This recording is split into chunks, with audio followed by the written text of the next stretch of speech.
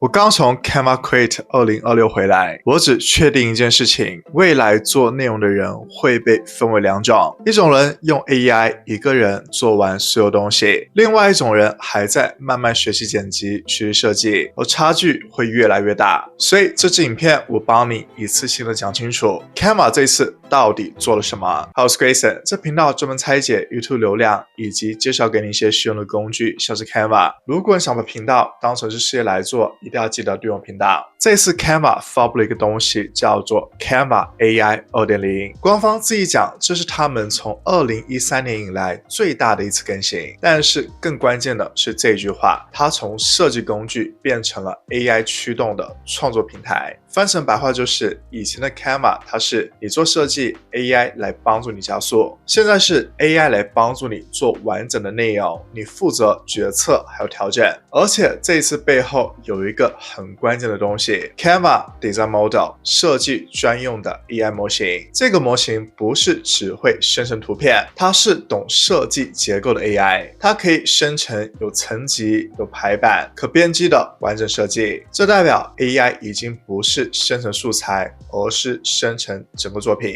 但是这里其实还有一个更加关键的地方，如果你去看 Canva 官方的这次说法，他们不是只在讲功能，他们其实是在解释一件事情，为什么 Canva 可以做到这件事。他们把这件事拆成了两个部分，有4个核心能力，全新的 AI 工作流程。也就是说，这不是单一的功能升级，是底层的能力加上上层的流程一起重做。那么先从4个核心能力开始，你可以把它理解成这整个 AI 系统为什么可以运作的原因。首先第一个就是对话式创作，这个其实是最直观的改变。在以前你是点工具、拉素材、自己排版，而现在变成了你直接说你想要什么。比如你说帮我做一个社交媒体贴文，它不是只生成一张图，它会帮你想版型、排版、放元素、调整风格，所有这些工作都是一次性完成的。官方这里的重点是 AI 它不只是理解你的文字，是在理解你的创意图。下一个就是 AI 主动完成任务，这一点其实更加关键，它不是一步一步的去等你操作，而是可以自己把整个任务都完成。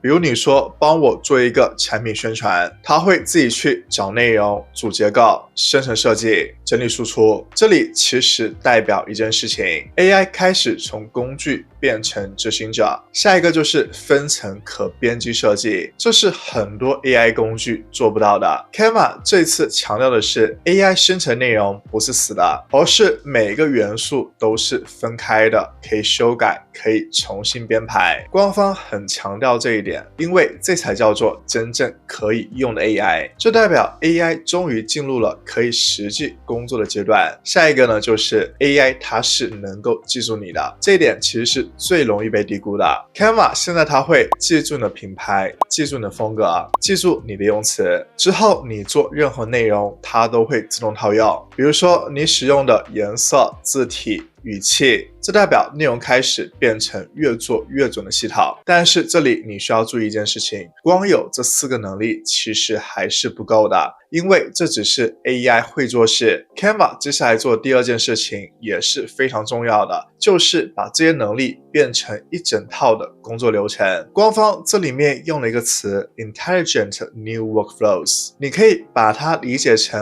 AI 它不只是帮助你做一个东西，而是帮你做完整个内容流程。在以前你做内容是这样子的，自己想主题，再去 Google 上面找资料，开 Notion 整理，再开 Canva 做设计，最后去社群发布，这些所有都是分开的。但是现在变成一个系统帮你全部做完。第一个呢，就是网络调研。以前最花时间的其实不是设计，是不知道要做什么。现在 Canva 它可以直接帮助你去查找资料，去帮助你整理重点，也帮助你去生成内容的方向。例如你只要说帮我做一一个商业计划书，它就可以帮你去做市场调研，去分析竞争对手，去整理你的商业模式，帮你写出完整结构，甚至它可以直接帮你做成简报、文件，还有视觉化内容。在以前做商业计划书，你可能需要自己去查资料，自己去整理，自己去做简报，花几天甚至是几周的时间。但是现在只需要一句话，它就能够帮助你完成80%。第二呢，就是 connectors， 把所有资料都拉进来。Canva 现在可以接你的所有工具，像是你的 Google Drive、Notion、Slack、Gmail， 这件事情是很重要的，因为以前你的资料是分散的，现在变成 AI， 它是可以直接读取你的内容来帮助你再创作。比如说看你的文件来帮助你做简报，看你的 email 来帮助你写文案。这其实代表一件事情，你的资讯开始可以直接转成内容了。第三呢，就是品牌自动化。这一次很多人只看到了技术风格，但其实更深一层是 Canva， 它是能够帮助你做到品牌一致、语气一致、视觉一致的，也就是你不需要再自己维持品牌风格，每一个内容都会自动的符合你的品牌。这对于创作者来说是非常重要的，因为以前呢，这是团队才能够做到的事情。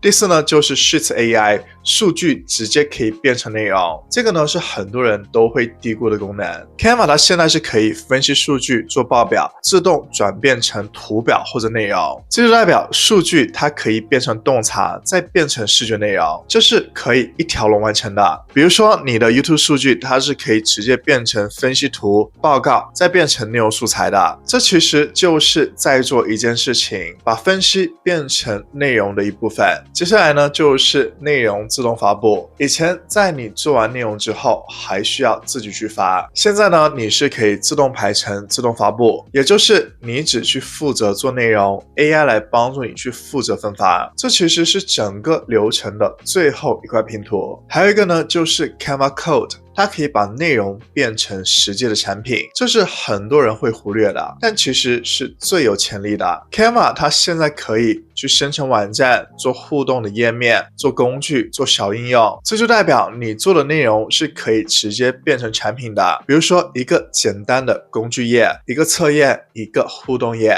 这其实打通了内容到变现。但如果你以为这次 Canva 的重点只是 AI， 那么你就会低估这次的更新了，因为在官方发布里面，他们其实做了一件更大的事情，不是只做 AI， 而是把整个创作生产甚至是商业的流程全部打通了。首先呢，就是 Canva Offline 离线创作，这个功能其实是很多人等了很久了。Canva 它现在可以在没有网络的情况下面，直接让你开始做设计，你可以做到编辑设计，使用本地图片，持续工作不中断。等你重新连上网的时候，所有内容会自动同步。官方讲得很直白，很多人其实是没有稳定网络的，这个功能是在解决一个很真实的问题，这代表一件事情，创作不再依赖于环境。第二呢，就是专业设计套件 Professional Creative Stack。这一次 Canva 其实是在做一件很大的事情，直接往专业设计工具市场打。官方做了这几个整合，首先呢，就是 Affinity 和 Canva 是品牌的系统整合。现在你是可以在 Affinity 里面去做 logo， 去做你的品牌素材，去做高精度的设计，然后直接同步进 Canva 的品牌工具组里面。这就代表专业的设计能够去变成商业应用，一条龙打通了。还有呢，就是 AI 加上Affinity 接入了 Cloud，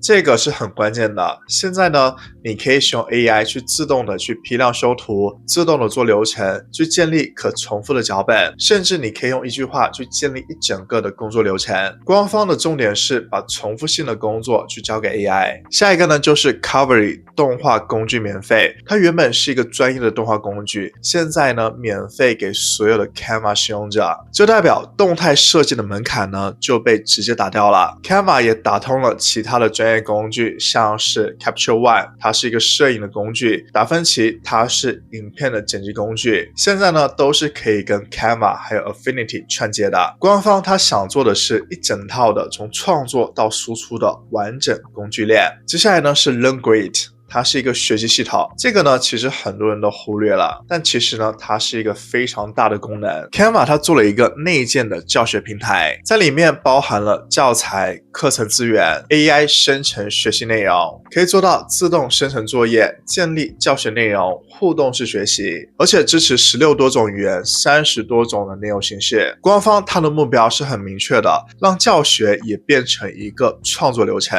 下一个呢，就是 Print Shop 它的印刷店，它可以让你从设计到变现。Canva 它现在做了一个完整的印刷还有电商的体验，你可以设计产品、选商品、直接下单，全部都可以在 Canva 里面完成，而且新增了60多种的产品类型。官方它的方向也是非常清楚的，就是让设计直接变成实体商品，也就是从创作到赚钱。如果说你把这些东西全部串起来看，你会发现 Canva 这次不是只在做功能更新，而是它在做一件更大的事情，就是把创作流程变成一个完整的系统。以前是设计在 Canva， 修图在别的工具，做影片又在别的软体，做商品在另外一个平台，现在变成一个平台，从创作到发布再到变现全部包了。所以你现在应该重新思考一件事情， Canva 已经不是设计工具了，它正在变成一个内容创作加上商业变现平台。如果你看到这里，你应该发现了一件事情，